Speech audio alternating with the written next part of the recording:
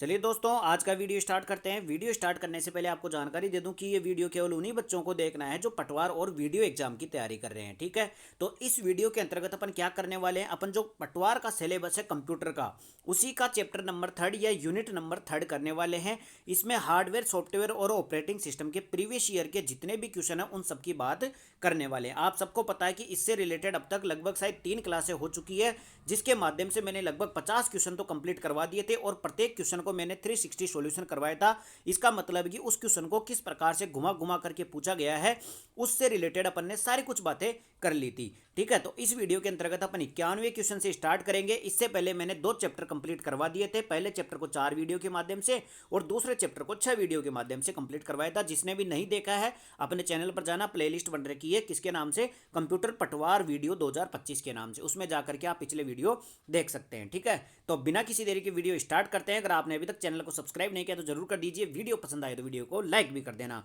तो देखो साहब, चैप्टर कौन सा है, हार्डवेयर, सॉफ्टवेयर और ऑपरेटिंग सिस्टम। इसके सारे प्रीवियस ईयर के क्वेश्चन, इससे पहले अपन ने 50 क्वेश्चनों की बात कर चुके थे पिछले 2 या 3 वीडियो के अंतर्गत। आज अपन स्टार्ट करेंगे आज का हमारा पहला क्वेश्चन और इस पीडीएफ का क्वेश्चन नंबर 51। देखो साहब, क्वेश्चन नंबर 51 है, विंडोज ऑपरेटिंग सिस्टम का कौन सा तत्व प्रशासनिक उपकरण को रखता है।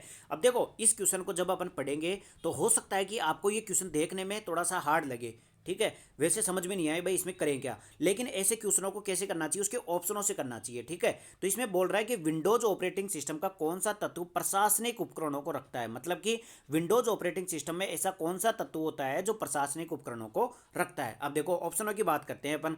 सबसे पहले देखो, इंटरनेट एक्सप्लोरर दिख रहा आपको। इंटरनेट एक्सप्लोरर आप जानते हो, आपको पिछली वीडियो में मैंने पिछला क्वेश्चन देखो, इंटरनेट जो एक्सप्लोरर था उसकी बात कर रहा है। ठीक है, इंटरनेट एक्सप्लोरर क्या होता है, ये कुछ नहीं होता है, जैसे अपने फ़ोन में फाइल मैनेजर नहीं होता क्या, अपने फ़ोन में एक फाइल मैनेजर के नाम से ऐप आता है। उस ऐप को जैसे ओपन करोगे तो उसमें आपकी फाइलों को, मतलब फाइलों और फोल्डरों को व्यवस्थित करके रखता है, अरेंजमेंट करके। जैसे ऑडियो फाइल अलग कर दी, डाउनलोड वाली फाइल अलग कर दी, रिसेंट वाली फाइल अलग कर दी, इमेज वाली फाइल अलग कर दी। तो वो काम जो कौन करता है, इंटरनेट एक्सप्लोरर अपने कंप्यूटर के अंदर काम करता है।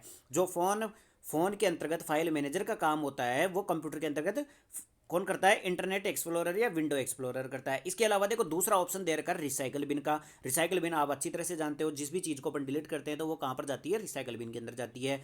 टास्क बार आप सब जानते हो, टास्क बार बोलते हैं, जैसे कि आपकी ये डेस्कटॉप है ना, ये आपकी डेस्कटॉप स्क्रीन है, इसमें जो नीचे नीचे यहाँ पर जो बार होती है उसको टास्क बार बोला जाता है। इसमें जैसे कि आपने अभी, जैसे अपन व्हाट्सअप चला रहे हैं, उससे पहले अपने फेसबुक चलाया था तो उसका ऐप यहाँ पे रहता है, व्हाट्सअप का ऐप यहाँ पे रहेगा। उससे पहले अगर मान लो अपने माइक्रोसॉफ्ट वर्ड पढ़ा था तो वर्ड का ऐप यहाँ पे रहेगा, तो इसको बोलते हैं टास्क बार। और इसके ऊपर ही होती है स्टेटस बार। ये सब बातें अपन जब एमएस वर्ड पढ़ेंगे उसमें भी आएगी। ठीक है, तो कुल मिलाकर के यहाँ से 3 ऑप्शन तो सीधे सीधे कट ही गए। ठीक है, 3 ऑप्शन तो सीधे सीधे कट गए, तो ये क्वेश्चन कौन सा हो जाएगा, कंट्रोल पैनल का। अब आप याद भी रख लेना कि विंडोज ऑपरेटिंग सिस्टम के अंतर्गत जो प्रशासनिक उपकरण होते हैं उनको कौन रखता है, कंट्रोल पैनल के अंतर्गत इनको रखा जाता है। ठीक है, तो ऑपरेटिंग सिस्टम में एक कंट्रोल पैनल होता है जिसके अंतर्गत कौन सी चीज़ें होती है, उसके अंतर्गत प्रशासनिक उपकरण होते हैं। ठीक है, तो इस प्रकार से अगर आपको कहीं भी कंप्यूटर के अंतर्गत या कोई भी सब्जेक्ट हो, अगर आपको क्वेश्चन थोड़ा सा देखकर समझ में नहीं आ रहा हो तो आप उसके ऑप्शनों से उस क्वेश्चन को हल कर लिया करो, आसान पड़ जाता है। ठीक है, आगे बढ़ते हैं भाई साहब। अगला क्वेश्चन है क्वेश्चन नंबर 52। देखो साहब, क्वेश्चन नंबर 52 कहता है कि कौन सा कंप्यूटर प्रोग्राम 2 या 2 से अधिक ऑब्जेक्ट फाइलों को मिलाकर एक एग्जीक्यूटेबल प्रोग्राम बनाता है। बताओ भाई साहब, ऐसा कौन सा प्रोग्राम है। प्रोग्राम का मतलब क्या हो गया, देखो आपको पहली क्लास में बता दिया था मैंने भाई, इंस्ट्रक्शंस मिलकर के क्या बनाते हैं, प्रोग्राम बनाते हैं। और बहुत सारे प्रोग्राम बनाकर मिलकर के क्या बनाते हैं, अपना सॉफ्टवेयर बनाते हैं। यानी कि सॉफ्टवेयर के अंतर्गत क्या होते हैं, बहुत सारे प्रोग्राम होते हैं, और प्रोग्राम के अंतर्गत क्या होते हैं, बहुत सारे इंस्ट्रक्शंस होते हैं।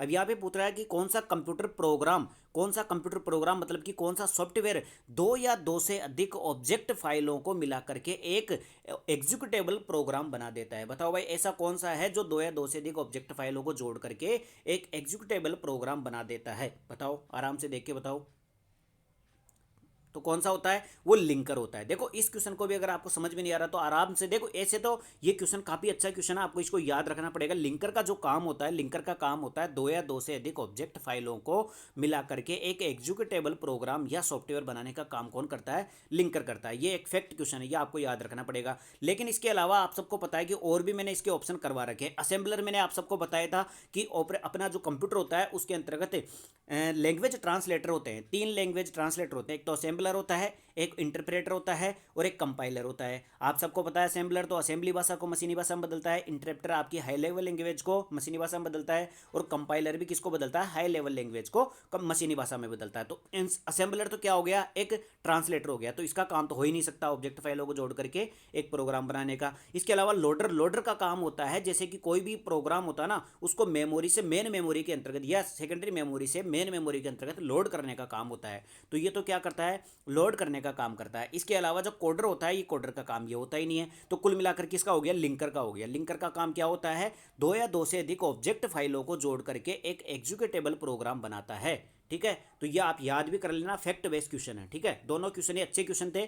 आगे बढ़ते हैं भाई साहब, अगला क्वेश्चन है क्वेश्चन नंबर 53। क्या कहता है, उससे पहले अगर आपने चैनल को सब्सक्राइब नहीं किया तो जरूर कर दीजिए, वीडियो पसंद आ रहा हो तो वीडियो को लाइक भी करना। देखो साहब, काफी अच्छा क्वेश्चन है और काफी इंपॉर्टेंट क्वेश्चन है। कौन सा क्वेश्चन है कि लिनक्स किस भाषा में लिखा है। आप सबको पता है कि लिनक्स क्या होता है, सबसे पहले तो आपको लिनक्स का पता होना चाहिए। तो लिनक्स बोलता है LUNUX, इसको बोला जाता है LINUX जो होता है ना, इसको लिनक्स या लाइनक्स या लिनक्स बोला जाता है। कुछ भी बोले अपने को मतलब नहीं है, अपने को मीनिंग ध्यान रखनी है।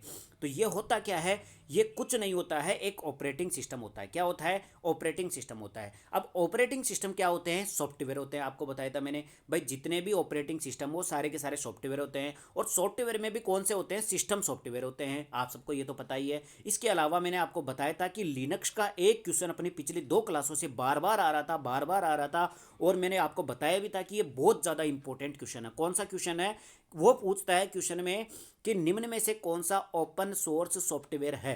निम्न में से कौन सा ओपन सोर्स सॉफ्टवेयर है, तो उसमें हमेशा किसका आंसर आता है, लिनक्स का आंसर आता है। लिनक्स क्या है, एक ओपन सोर्स सॉफ्टवेयर है, मतलब कि एक तो ये फ्री है, ऊपर से इसका सोर्स कोड भी फ्री है। सोर्स कोड फ्री है, इसका मतलब उसमें अपन अपने हिसाब से चेंजेस करके उस सॉफ्टवेयर को नया डिजाइन कर सकते हैं। तो लिनक्स का एक तो क्वेश्चन पूछा जाता है कि ये एक ओपन सोर्स सॉफ्टवेयर है। ठीक है, इसके अलावा ये पूछ रहा है कि इसमें किस भाषा का उपयोग किया जाता है। भाई ये ऑपरेटिंग सिस्टम लिनक्स है, इसमें कौन सी भाषा का प्रयोग किया जाता है, तो इसको भी आप याद कर लेना कि लिनक्स में कौन सी भाषा का प्रयोग किया जाता है, सी लैंग्वेज का। आप सबको पता है कि सी लैंग्वेज का प्रयोग किसमें किया जाता है, लिनक्स में किया जाता है। लेकिन लेकिन लेकिन यहां से इस क्वेश्चन से अपने को 3-4 क्वेश्चन और जो इंपॉर्टेंट है वो आपको ध्यान रखना है। कौन सा, सबसे पहले तो आपको ये जो सी भाषा है, सी भाषा क्या है, कंप्यूटर लैंग्वेज है। क्या है, एक कंप्यूटर लैंग्वेज है, और इसकी खोज किसने की थी, इसकी आविष्कार किया था डेनिस रीची ने। किसने किया था, डेनिस रीची ने। कई बार एग्जाम में पूछा जा चुका है, रीची याद रख लेना, रीची। ठीक है, डेनिस रीची ने सी भाषा का आविष्कार किया था, और आप सबको पता है कि सी भाषा को कंप्यूटर की कौन सी पीढ़ी में खोजा गया था या उपयोग किया गया था, वो थी कंप्यूटर की तीसरी पीढ़ी। कौन सी पीढ़ी थी, कंप्यूटर की तीसरी पीढ़ी के अंतर्गत सी लैंग्वेज का उपयोग किया गया था। तो ये सारे क्वेश्चन इससे रिलेटेड अब तक के प्रीवियस ईयर के क्वेश्चन है। कौन कौन से हैं, एक तो लिनक्स को कौन सा सिस्टम सॉफ्टवेयर कहा जाता है, इसको ओपन सोर्स सॉफ्टवेयर कहा जाता है। इसमें कौन सी भाषा का प्रयोग किया जाता है, सी लैंग्वेज का प्रयोग किया जाता है। लिनक्स क्या है, एक ऑपरेटिंग सिस्टम है, किस प्रकार का सॉफ्टवेयर है, सिस्टम सॉफ्टवेयर है।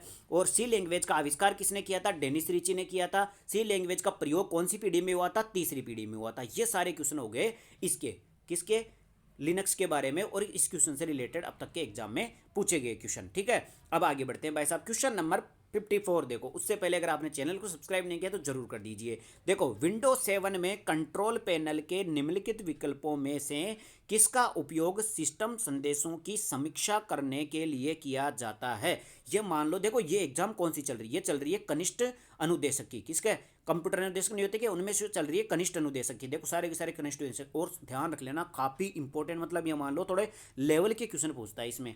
ठीक है, अपने पटवार में भी ऐसे क्वेश्चन आने की मतलब हाई लेवल संभावना होती है कि ऐसे क्वेश्चन मैक्सिमम लेवल पर जाकर के पूछ सकता है वो। लेकिन इस एग्जाम के अंतर्गत ये क्वेश्चन काफ़ी अच्छा पूछा जाता है, क्योंकि ये कंप्यूटर से रिलेटेड एग्जाम है। ठीक है, तो क्वेश्चन क्या कह रहा है कि विंडोज 7 में कंट्रोल पैनल के निम्नलिखित विकल्पों में से किसका उपयोग सिस्टम संदेशों की समीक्षा के लिए किया जाता है। ये सब ऑप्शन क्या दे रखे हैं आपको, कंट्रोल पैनल के विकल्प दे रखे हैं, मतलब कि कंट्रोल पैनल में क्या क्या चीज़ें होती है वो आपको ऑप्शन में दे रखी है। और कौन सी विंडो की बात कर रहा है, विंडोज 7 की बात कर रहा है। और ये पूछ रहा है कि सिस्टम संदेशों की समीक्षा करने के लिए किसका उपयोग किया जाता है इन चारों में से। अब आपको बताना, मैंने पूरा क्वेश्चन खोल के रख दिया आपको, अब देखो आराम से। बताओ भाई, सिस्टम संदेशों की समीक्षा करने के लिए किस विकल्प का अपन प्रयोग करेंगे? विंडोज 7 के अंतर्गत कंट्रोल पैनल के किस विकल्प का प्रयोग करेंगे? तो ध्यान रख लेना, जो सिस्टम संदेश की समीक्षा समीक्षा अपने को करनी है, इसका मतलब अपने को एक्शन लेना पड़ेगा। तो क्या याद करना पड़ेगा? Action centre. उसमें से जो अपना जो ये होता है ना कंट्रोल पैनल, इसमें एक विकल्प होता है एक्शन सेंटर के नाम से। इस एक्शन सेंटर का प्रयोग कब किया जाता है? जब अपने को किसी भी सिस्टम संदेश की क्या करनी होती है? समीक्षा करनी होती है। ठीक है। रिकवरी तो आप जानते हो, कोई चीज डिलीट होता है तो उसको रिकवरी करते हैं। साउंड आप जानते हो, साउंड कार्ड का प्रयोग अपन ऑडियो फाइल बनाने के लिए करते हैं, और सिस्टम के अंतर्गत बहुत सारी चीजें आ जाती है। तो कुल मिलाकर के समीक्षा करने के लिए किस विकल्प का प्रयोग करेंगे? अपन एक्शन सेंटर का प्रयोग करेंगे। ये भी काफी अच्छा क्वेश्चन है। आगे बढ़ते हैं भाई साहब, क्वेश्चन नंबर 55। देखो ये क्वेश्चन आपको थोड़ा सा हार्ड लग सकते हैं, क्योंकि ये किसके क्वेश्चन है? सारे के सारे कंप्यूटर अनुदेशक के, कनिष्ठ अनुदेशक जो एग्जाम होता है उसके पूछे गए क्वेश्चन है सारे के सारे। ठीक है ना। अगला क्वेश्चन है क्वेश्चन नंबर 55। लॉगिन नाम और पासवर्ड के सत्यापन के लिए करने की विधि को क्या कहते हैं? मतलब कि आपको लॉगिन नाम करना है एक तो, और पासवर्ड का सत्यापन करना है। ठीक है। पासवर्ड सत्यापन की इस विधि को क्या कहा जाता है? तो ये आप सभी जानते हो, उसको कहते हैं ऑथेंटिकेशन। क्या कहते हैं? ऑथेंटिकेशन। ये तो एक आपका मतलब शब्दावली का क्वेश्चन आ गया इस चैप्टर में से। देखो शब्दावली में क्वेश्चन पूछा जाता है कि एक ऑथेंटिकेशन प्रोसेस क्या होती है। तो ऑथेंटिकेशन का मतलब होता है पासवर्ड का सत्यापन करना, और लॉगिन नाम मतलब यूजर नेम और पासवर्ड का सत्यापन करना। अपन जैसे किसी भी ऐप को खोलते हैं, चाहे कोई सी कोचिंग का ऐप हो, चाहे किसी भी प्रकार का ऐप हो, तो उसमें एक तो पूछता है यूजर नेम, एक तो पूछता है यूजर नेम। जैसे इंस्टाग्राम ही खोलते हो तो एक यूजर नेम होता है, उसके अलावा उसका पासवर्ड पूछा जाता है। तो उस यूजर नेम और उसके पासवर्ड का जो सत्यापन की प्रक्रिया होती है उसको ऑथेंटिकेशन कहते हैं। मतलब कि जब भी अपन इंस्टाग्राम खोलते हैं तो उसमें जो यूजर नेम और पासवर्ड डालते हैं ना, उस प्रोसेस को कहा जाता है ऑथेंटिकेशन। क्या कहते हैं? ऑथेंटिकेशन। तो ये अब आप जिंदगी भर याद रखोगे इस क्वेश्चन को, क्योंकि मैंने इंस्टाग्राम का एग्जाम्पल दे दिया और रील चलाना सबको पसंद है सही। ठीक है साहब।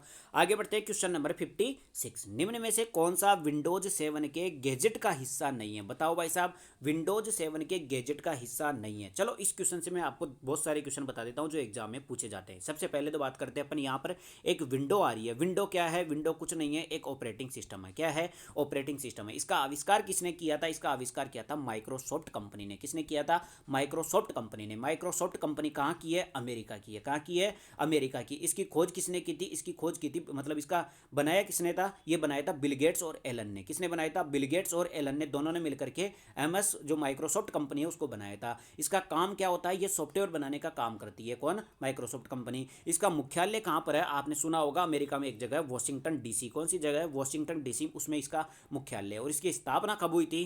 1875 के अंतर्गत इसकी स्थापना हुई थी। ये सारे क्वेश्चन है जो माइक्रोसॉफ्ट कंपनी से पूछे जाते हैं। उसमें से विंडोज 7 क्या है? उसी की एक सॉफ्टवेयर है, मतलब कि एक ऑपरेटिंग सिस्टम है। किसका? माइक्रोसॉफ्ट कंपनी का। अब क्वेश्चन पूछ रहा है कि विंडोज 7 में गैजेट का हिस्सा नहीं, मतलब विंडोज 7 में जो गैजेट्स होते हैं उन इनमें से कौन सा ऐसा गैजेट है जो विंडोज 7 के अंतर्गत नहीं आता है? बताओ भाई फटाफट से, कौन सा नहीं आता विंडोज 7 में? देखो विंडो मीडिया सेंटर ये तो आता है, हर विंडो में आता है। तो विंडो मीडिया सेंटर तो, सीपीयू मीटर ये भी आता है, कैलेंडर ये भी आता है, नोट पैड नहीं आता। ध्यान रख लेना, ये काफ़ी अच्छा क्वेश्चन है कि विंडो 7 के अंतर्गत कौन सा गैजेट का, मतलब गैजेट का हिस्सा नहीं है। तो कौन नहीं होता? नोट पैड नहीं होता। नोट पैड विंडोज 7 के गैजेट का हिस्सा नहीं होता है। काफ़ी अच्छा क्वेश्चन है, डायरेक्ट याद करके बैठे रहना। ठीक है। आगे बढ़ते भाई साहब, अगला क्वेश्चन है क्वेश्चन नंबर 57।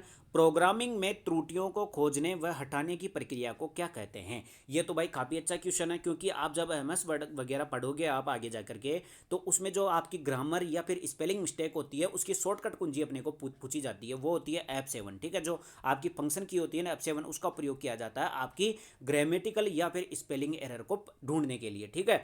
तो अब ये पूछ रहा है कि आपको त्रुटियां खोजने और हटाने की प्रक्रिया को कहेंगे क्या? मतलब अपन ने स्पेलिंग और ग्रामर की जो एरर थी उसको ढूंढ तो लिया अपन ने, लेकिन इस ढूंढने की प्रक्रिया को कहेंगे क्या? त्रुटियों को खोजने और हटाने की प्रक्रिया को बोला क्या जाता है?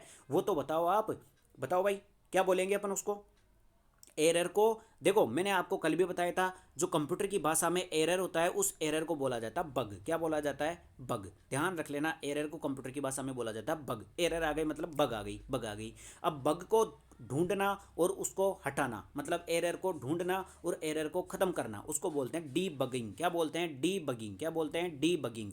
यानी कि बगिंग को हटाना डी बगिंग कहलाता है। जैसे कि आप डिहाइड्रेशन नहीं बोलते क्या? हाइड्रेशन मतलब अपना जो हाइड्रेशन होती है, डिहाइड्रेशन का मतलब पानी की कमी हो गई, डी लगाते हैं उसका विलोम हो जाता है, तो डी बगिंग क्या हो गई? उसके बगिंग को मतलब एरर को हटाने की प्रक्रिया हो गई। ठीक है। और इसके अलावा और ऑप्शन देखो, कंपाइलिंग क्या होती है? कंपाइलिंग तो आप सभी जानते हो। एग्जीक्यूटिंग क्या होती है? एग्जीक्यूट करना होता है एग्जीक्यूटिंग, कंपाइलिंग होती है कंपाइल करना, ठीक है, किसी भी जैसे कि 4-5 वीडियो को एक साथ करके एक ही वीडियो बना देना, उसको बोलते हैं कंपाइलिंग, ठीक है। चेकिंग तो चेकिंग करना होता ही है। तो कुल मिला करके एरर को ढूंढना और उसको हटाने की प्रक्रिया डीबगिंग कहलाती है, काफ़ी बार एग्जाम में पूछा जाता है। आगे बढ़ते हैं भाई साहब, अगला क्वेश्चन है क्वेश्चन नंबर 58, विंडोज़ का लेटेस्ट वर्जन कौन सा है? आप सबको पता है, देखो ये क्वेश्चन पूछा गया था 2018 में, उसके अनुसार तो विंडोज़ का जो लेटेस्ट वर्जन था वो कौन सा था? वो था मैक 05। कौन सा था? मैक 05 उस टाइम का विंडोज़ का लेटेस्ट वर्जन था, ठीक है।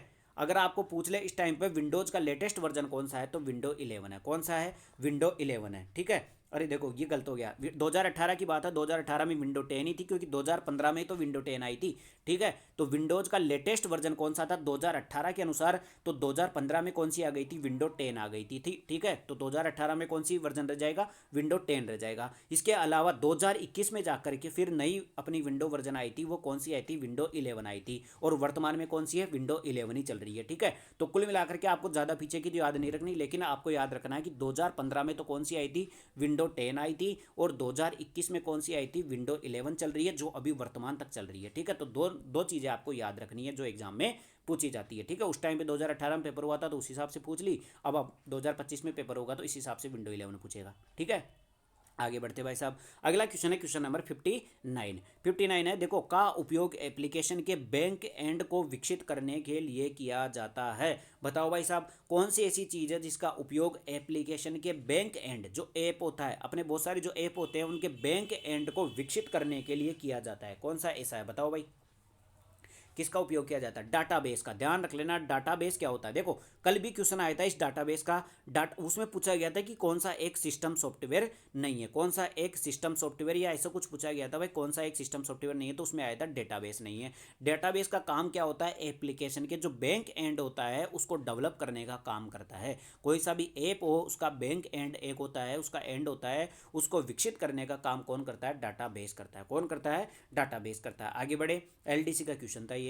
अगला क्वेश्चन है क्वेश्चन नंबर 60। उससे पहले अगर आपने चैनल को सब्सक्राइब नहीं किया तो जरूर कर दीजिए। देखो, मैं काफ़ी समझ रहा हूँ इस टाइम पे, क्योंकि ये जो आज की क्लास हो रही है ना, ये हाई लेवल के क्वेश्चन है, सारे के सारे हाई लेवल के क्वेश्चन है। आपको ध्यान, मैं खुद ही बता सकता हूँ आपको, आराम से आपको लग भी रहा होगा कि पिछले जितने भी अपन ने 3-4 चैप्टर किए थे उसमें इतने लेवल के क्वेश्चन यहाँ से नहीं बने थे, लेकिन इस चैप्टर से बहुत ज़्यादा लेवल के क्वेश्चन पूछे जाते हैं, ठीक है। तो ये हाई लेवल के क्वेश्चन है, लेकिन अपन करके रहेंगे भाई साहब उसको। अगर आप क्वेश्चन को खोल के रख दोगे ना तो आपको इतना हार्ड नहीं लगेगा, और अगर आप मोटा मोटा पूरा पूरा क्वेश्चन पढ़ोगे तो आपको हार्ड लगेगा, ठीक है ना। तो क्वेश्चन पढ़ो। देखो, कंपनी में कौन सा क्वेश्चन था? इसके ऊपर वाला देखो, ये तो हो गया था ना। क्वेश्चन नंबर 60 पढ़ेंगे, ठीक है। क्वेश्चन नंबर 60 है कि डैश डैश डैश कंपनी ने अंतर्राष्ट्रीय स्तर पर इमोजी का परिचय अपने मोबाइल डिवाइस में करना था। बताओ भाई साहब, सीधा सा क्वेश्चन पूछ रहा है कि जो आपकी इमोजी नहीं आती कि आप चैटिंग करते हो व्हाट्सएप पर, उसमें इमोजी आते हैं, वाह भाई, हंसने वाला, रोने वाला, दांत निकालने वाला, बहुत सारे इमोजी होते हैं।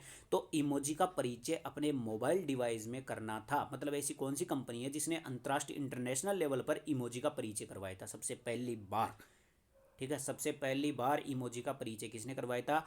एप्पल ने करवाया था। ध्यान रख लेना, एप्पल का जो जमाना चल रहा है आधा सेव का, तो एप्पल कंपनी थी जिसने सबसे पहले इमोजी का परिचय करवाया था इंटरनेशनल लेवल पर, ठीक है। इसके अलावा बाकी कंपनी आप मोटोरोला जानते हो, नोकिया भी जानते हो, सैमसंग भी जानते हो, ठीक है। आगे बढ़ते हैं भाई साहब, अगला क्वेश्चन है क्वेश्चन नंबर 61। क्या कहता है? देखो भाई, अगला क्वेश्चन है क्वेश्चन नंबर 61। क्या कहता है? निम्नलिखित में से कौन सा एक सिस्टम सॉफ्टवेयर है? आपको जब क्लास, ये मतलब तीसरी यूनिट स्टार्ट हुई थी, मैंने पहला ही क्वेश्चन ये बताया था आपको कि इस जो चैप्टर है यहाँ से एक क्वेश्चन पूछा जाता है कि कौन सा तो एप्लीकेशन सॉफ्टवेयर है और कौन सा सिस्टम सॉफ्टवेयर है, ठीक है। तो चारों ऑप्शनों में से बताओ भाई कौन सा सिस्टम सॉफ्टवेयर है। आपको मैंने पहचानने का तरीका बता ही दिया था कि जो भी ऐप के रूप में विद्यमान रहेंगे वो सारे के सारे एप्लीकेशन सॉफ्टवेयर रहेंगे और बाकी के सिस्टम सॉफ्टवेयर रहेंगे। अब इनमें से देख लो कौन सा ऐप है। ऐप कौन कौन सा है? देखो, स्प्रेडशीट किसको बोला जाता है? एमएस एक्सेल को, ठीक है। एमएस एक्सेल का अपन ऐप जानते ही है। टेली का अपन ऐप जानते हैं क्या? बिल्कुल जानते हैं, टेली का ऐप भी। इसके अलावा डिवाइस ड्राइवर जो होता है इसका ऐप नहीं होता है। डिवाइस ड्राइवर क्या होता है? डिवाइस ड्राइवर एक सिस्टम सॉफ्टवेयर होता है। कौन होता है? सिस्टम सॉफ्टवेयर होता है, ठीक है। तो एक बार आपको मोटा मोटा सिस्टम सॉफ्टवेयर के अपने एग्जाम्पल भी बता देता हूँ। देखो, एक तो होता है जितने भी ऑपरेटिंग सिस्टम है ना वो सारे के सारे क्या होते हैं? सिस्टम सॉफ्टवेयर होते हैं। जितने भी लैंग्वेज ट्रांसलेटर है, जितने भी लैंग्वेज ट्रांसलेटर वो सारे के सारे सिस्टम सॉफ्टवेयर होते हैं। तीसरा, कंप्यूटर की जितनी भी लैंग्वेजेज है वो सारी की सारी सिस्टम सॉफ्टवेयर है। और चौथा हो जाएगा जाएगा। जो डिवाइस ड्राइवर होते हैं, डी जो डिवाइस ड्राइवर होते हैं, ये सारे के सारे क्या होते हैं, सिस्टम सॉफ्टवेयर होते हैं। ये 4 एग्जाम्पल आप याद कर लेना, इससे बाहर कुछ नहीं जाएगा, ठीक है। तो एक तो सारे के सारे ऑपरेटिंग सिस्टम जितने भी, चाहे एंड्रॉयड हो, चाहे विंडो हो, चाहे कोई सा भी हो, चाहे आपका iOS हो, सारे के सारे ऑपरेटिंग सिस्टम क्या होते हैं, सिस्टम सॉफ्टवेयर होते हैं। जितने भी लैंग्वेज ट्रांसलेटर है, 3 ही लैंग्वेज ट्रांसलेटर है, असेंबलर, इंटरप्रेटर और एक कौन सा अपना कंपाइलर, कौन सा था, कंपाइलर। ये सब क्या होते हैं, लैंग्वेज ट्रांसलेटर। ये सारे के सारे सिस्टम सॉफ्टवेयर होते हैं। जितने भी कंप्यूटर की लैंग्वेज है, चाहे कोबोल है, चाहे बेसिक है, चाहे फोर्ट्रॉन है, चाहे C++ लैंग्वेज है, चाहे जावा है, सारी की सारी लैंग्वेजेज क्या है, सिस्टम सॉफ्टवेयर है। जितने भी डिवाइस ड्राइवर है वो सारे के सारे सिस्टम सॉफ्टवेयर होते हैं। अब आपको बता देता हूँ कि डिवाइस ड्राइवर होता क्या है। डिवाइस ड्राइवर कुछ नहीं होता, जैसे ये अपना कंप्यूटर सिस्टम है, अपन ने क्या किया कि एक छोटा सा उपकरण दूसरा लेकर के आए। अब इस कंप्यूटर को, इस छोटे से उपकरण को अपने कंप्यूटर से अपने को जोड़ना है, तो उसको जोड़ने के लिए एक अलग से कुछ ना कुछ आपको इंस्टॉल करना पड़ेगा या कुछ ना कुछ साधन का उपयोग करना पड़ेगा। उस साधन जो होता है उसी को बोला जाता है डिवाइस ड्राइवर। यानी कि किसी भी डिवाइस को इसमें ड्राइव करने के लिए जो ड्राइवर की जरूरत पड़ती है उस डिवाइस ड्राइवर कहा जाता है। ऐसे सिंपल भाषा में आप याद रख सकते हो, ठीक है। तो कुल मिलाकर के कौन सा सिस्टम सॉफ्टवेयर है, डिवाइस ड्राइवर एक सिस्टम सॉफ्टवेयर है। आगे बढ़ते भाई साहब, अगला क्वेश्चन है question number 62। Map dot net GIM software product operating system पर काम करता है। बताओ भाई साहब, ऐसा कौन सा ऑपरेटिंग सिस्टम है जिस पर मैप डॉट नेट GIM ये जो सॉफ्टवेयर प्रोडक्ट है वो किस ऑपरेटिंग सिस्टम पर काम करता है। अब ये देखो, थोड़ा फैक्ट बेस्ड क्वेश्चन आ गया, अपने को डायरेक्ट याद ही रखना पड़ेगा। बस ये है कि अपन याद करवा सकते हैं और कुछ नहीं है, ठीक है। तो मैप डॉट नेट GIM जो सॉफ्टवेयर प्रोडक्ट है, इसका इस्तेमाल किया जाता है विंडोज में। देखो ये क्वेश्चन इसलिए पूछा आपको क्योंकि विंडोज सबसे ज़्यादा फेमस है। आप सबको पता है कि विंडोज का आविष्कार किसने किया था। सबसे पहले तो विंडोज है क्या, एक ऑपरेटिंग सिस्टम है। आविष्कार किसने किया था, माइक्रोसॉफ्ट कंपनी ने किया था। माइक्रोसॉफ्ट कंपनी का सब कुछ डाटा मैं आपको बता ही चुका हूँ। अमेरिका में है, बिल गेट्स और एलन ने स्थापना की थी। 1875 में इसकी स्थापना हुई थी। वॉशिंगटन में इसका मुख्यालय है और ये क्या काम करती है, सॉफ्टवेयर बनाने का काम करती है। विंडोज इसका क्या है, एक ऑपरेटिंग सिस्टम है। और इसमें कौन से प्रोडक्ट का उपयोग किया जाता है, इसमें map dot net GIM software का प्रयोग किया जाता है, ठीक है। आप कैसे याद रखोगे, आप इतना से याद रखना कि GIM का प्रयोग किसमें किया जाता है, विंडोज में किया जाता है। किसमें किया जाता है, विंडोज में किया जाता है, ठीक है। इसके अलावा देखो लिनक्स के बारे में आप सबको बता ही चुका हूँ मैं भाई। LINUX इसकी मीनिंग होती है। और लिनक्स क्या है, एक अपना क्या है, ऑपरेटिंग सिस्टम है। क्या है, ऑपरेटिंग सिस्टम है। सबसे फेमस क्वेश्चन इसका ये है कि ये एक प्रकार का ओपन सोर्स सॉफ्टवेयर है। कैसा है, ओपन सोर्स सॉफ्टवेयर कौन है, लिनक्स है, ठीक है। सबसे फेमस क्वेश्चन इसका ये पूछा जाता है। आगे बढ़ते भाई साहब, अगला क्वेश्चन है क्वेश्चन नंबर 63 कि पोर्ट को कॉम पोर्ट के नाम से भी जाना चाहता है। ऐसी कौन सी पोर्ट है। देखो पोर्ट क्या होती है, सिंपल भाषा देखो, जिसने पढ़ नहीं रखा उसके लिए तो पोर्ट भी बहुत भारी काम है।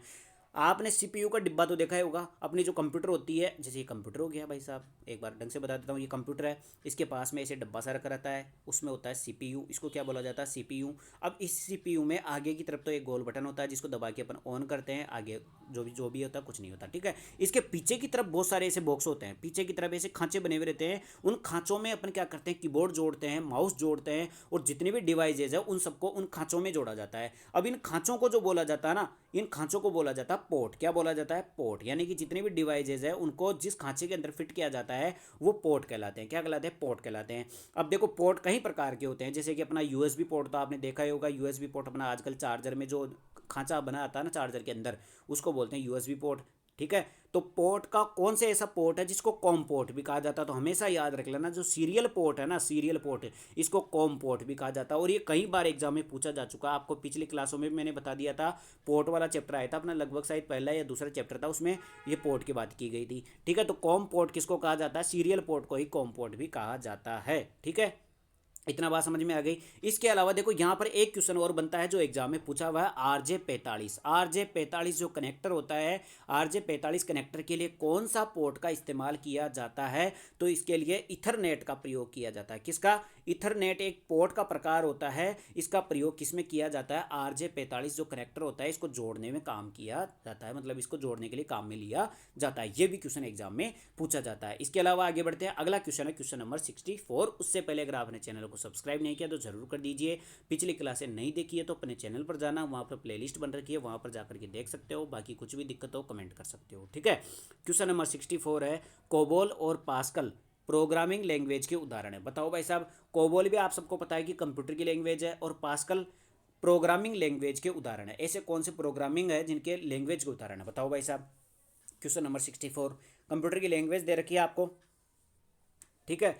तो कोबोल और जो पास्कल है ये स्ट्रक्चर्ड प्रोग्रामिंग लैंग्वेज के उदाहरण है, यानी कि जो अपनी कंप्यूटर की लैंग्वेज होती है ना, उनको भी कई टाइप्स में बांटा जाता है। उसमें से एक होती है स्ट्रक्चर्ड। कैसी होती है? स्ट्रक्चर्ड लैंग्वेज में कौन कौन आती है? एक तो ये कोबोल आ रही है, इसके अलावा एक पास्कल आ रही है, ठीक है। इनको तो आप कम से कम याद ही रख लेना, ठीक है। इनको तो कम से कम याद ही रख लेना कि ये किस में आती है, स्ट्रक्चर्ड प्रोग्रामिंग लैंग्वेज में आती है, ठीक है। आगे बढ़े, अगला क्वेश्चन देखो, क्वेश्चन नंबर 65 क्या कहता है भाई साहब। क्वेश्चन नंबर 65 देखो, क्वेश्चन नंबर 65 है कि निम्न में से किस शहर में माइक्रोसॉफ्ट का मुख्यालय। ये लो भाई साहब, थोड़ी देर पहले मैंने आपको पूरा का पूरा माइक्रोसॉफ्ट कंपनी को खोल के रख दिया था और वापस यहाँ पर माइक्रोसॉफ्ट कंपनी के बारे में पूछ लिया मैंने। देखो कुछ भी क्वेश्चन फालतू का नहीं बताता हूँ। देखो अब वापस से अपन इसका ऑपरेशन कर देते हैं। माइक्रोसॉफ्ट कंपनी, एमएस कंपनी आपने देखा ही होगा, ये क्या काम करती है? ये सॉफ्टवेयर बनाने का काम करती है। इसके अलावा क्या इसका स्थापना कहाँ पर की गई थी? इसकी स्थापना हुई थी अमेरिका में। कहाँ की कंपनी है? अमेरिका की। इसका मुख्यालय कहाँ पर है? इसका मुख्यालय वॉशिंगटन डीसी में। कहाँ पर है?